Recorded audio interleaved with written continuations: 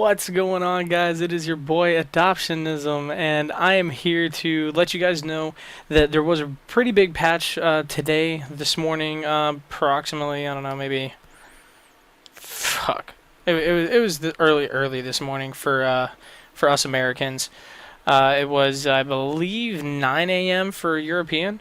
Anyway, some of you guys might wonder, like, oh, what's all this big fuss and all this big, oh, what the fuck is this? What does this patch do? How is it gonna affect the game?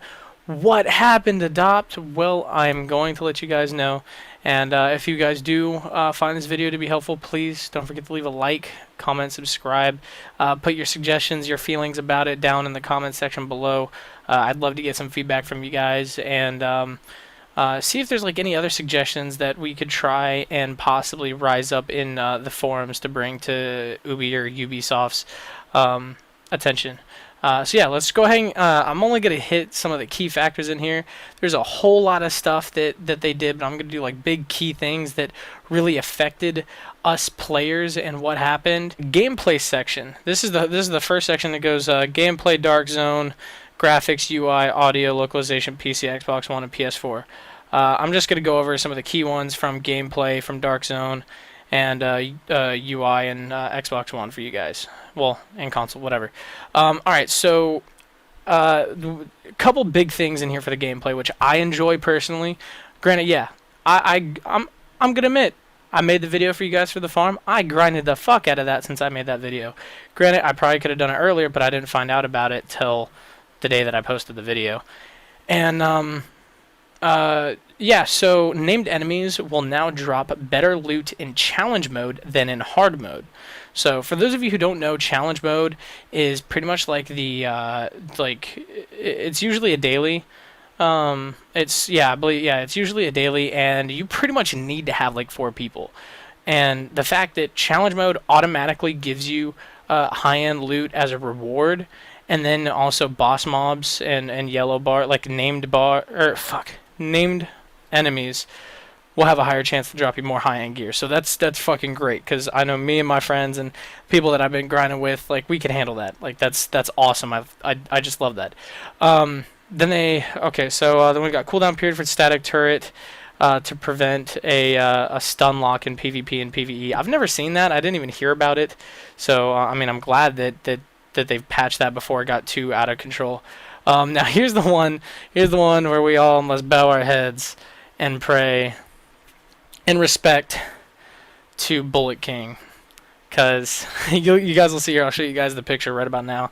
That Ubisoft tweeted out a picture of the Bullet King, and the caption of it says, "While maintenance is ongoing, we want to take a moment to say farewell to the Bullet King." And the reason why they said that is because named NPCs will no longer respawn after being killed in the open world.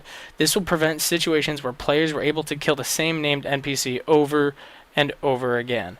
Now, for some of you guys who didn't see the farming video, there was a really broken farming method that you guys could do to just rack up materials, credits, Phoenix credits, and it was just ridiculous. You would just spawn in on Autumn's Hope waypoint at the northern tip of the map, then you literally just run out the waypoint, turn right, turn left, boom, kill him, rinse and repeat. That's all you would have to do.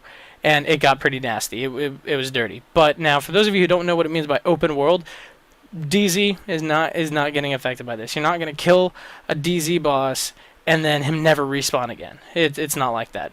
But in like open world, like PvE, that is patched. Like anytime you're gonna kill a named NPC or whatever, and your own solo instance, he's never gonna spawn again. So that does suck. And for those of you who don't have the Caduceus assault rifle, which I'll show you guys here too, I have the Midas, which is from PvP, and the Caduceus, which is from PvE.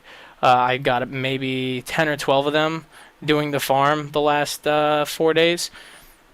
But anyway, when it comes to doing, as long as you're doing a PvE style anything, whether it's a counter, a mission, anything like that, anything that has a named boss for PvE will still have the chance to drop it. So don't worry, guys.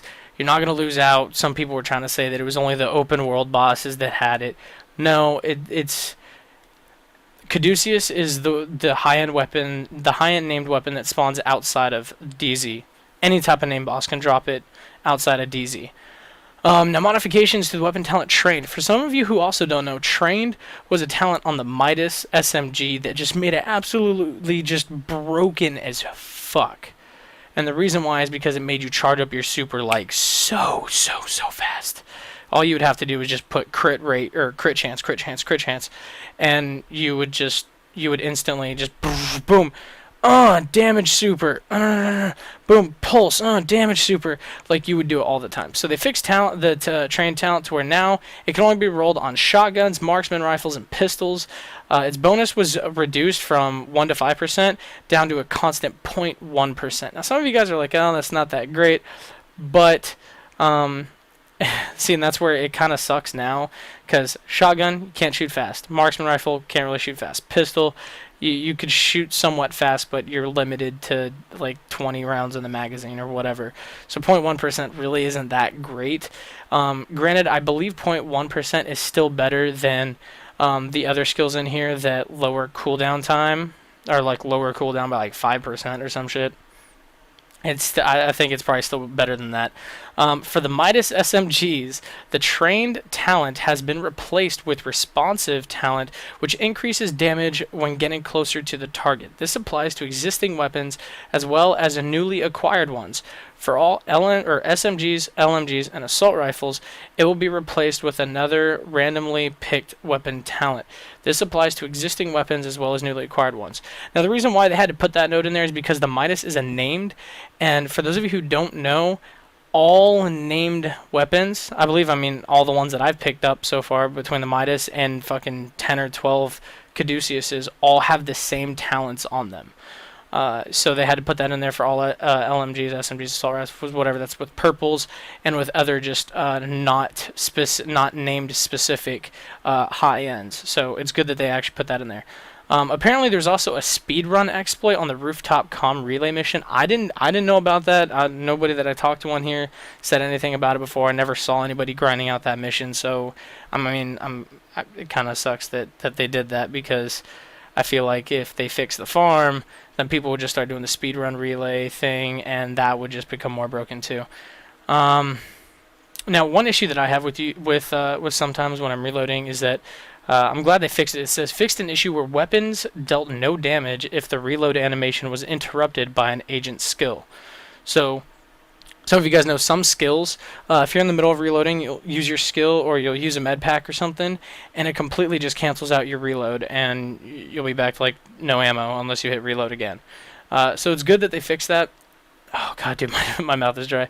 And apparently I didn't know this either. I thought it was amazing when I read this last night. They fixed a bug where skill power would be increased permanently when using the Death by Proxy talent. Now, I'm going to read this real quick for you guys. The Death by Proxy talent made it to where destroy a hostile's deployed skill to increase skill power by 20% for 30 seconds. Now, I'm pretty sure if you like disconnected or you restarted your game, I'm pretty sure that kind of like reset the whole thing. But for your like in play time without reloading, like without going through a loading screen, I'm pretty sure you could like infinitely just boost that up, and that's crazy as shit. Again, there's some stuff on here I never heard of, neither did anybody on my friends list even like talk about.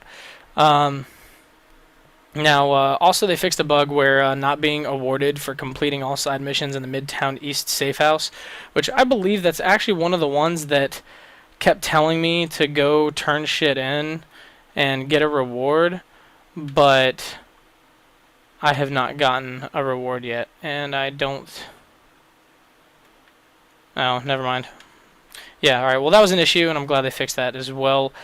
Another good one that was really fucking up a lot of people when it came to doing like challenge mode or hard mode was that sometimes grenades wouldn't show the red little blast radius before they exploded, so you wouldn't realize that you're about to die, and it would just fuck up so many things for people, and that's a huge thing that I'm glad that they did.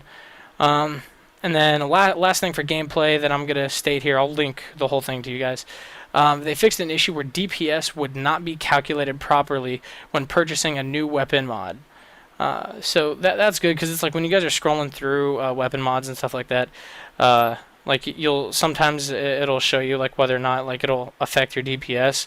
But yeah, there was times where I'd be like, okay, so I would buy that part, and when I actually go to check it on my gun, it was actually like way worse, and I just wasted a shitload of credits. So yeah. All right, now onto Dark Zone. Now Dark Zone, I personally haven't really grinded out. Obviously, I just because of me not really playing through because of family stuff, and because I was grinding out the farm.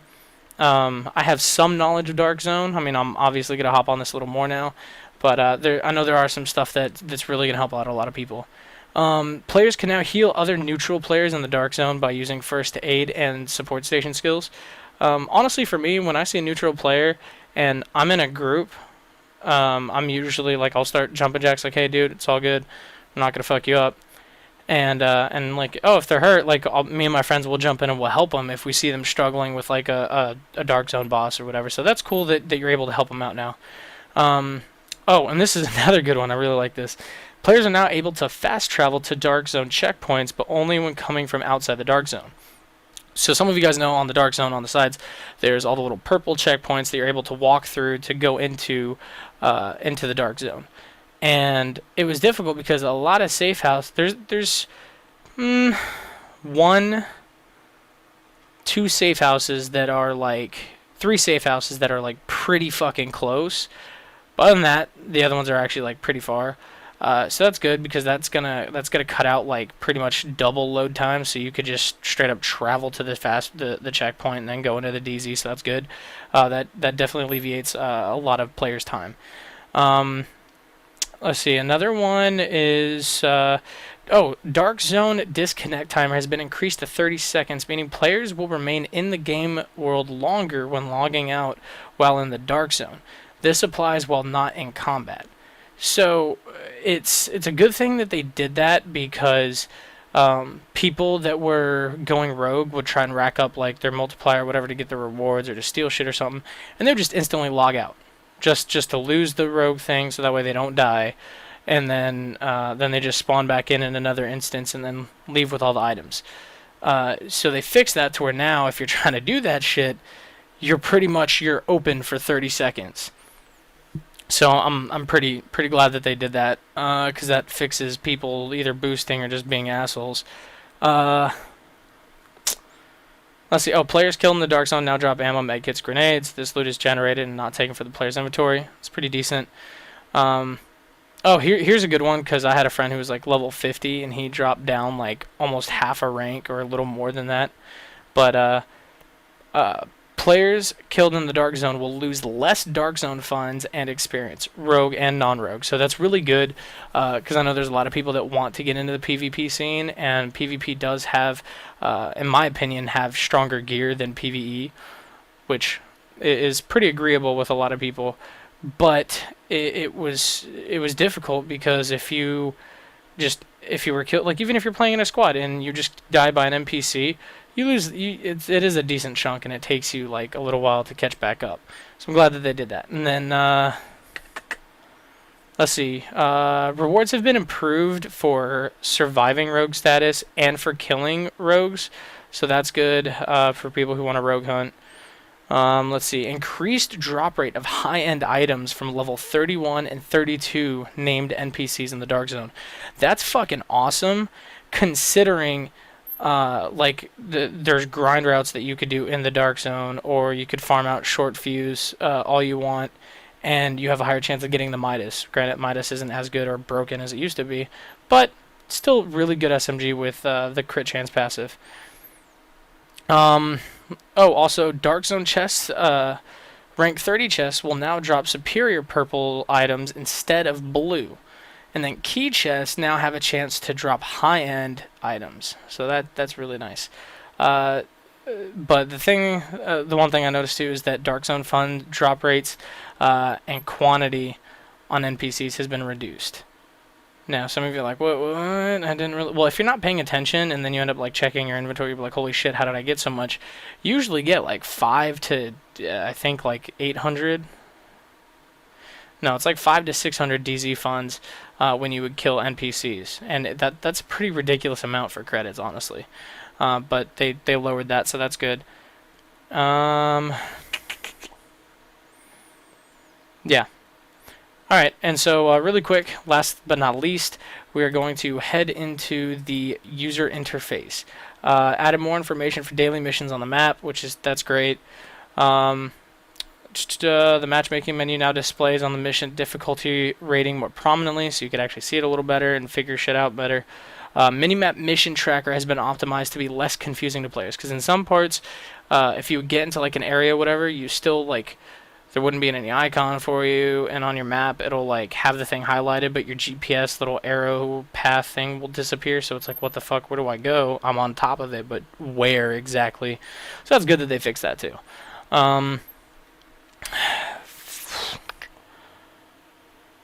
Fixed missing item icons in the reward claim vendor's inventory.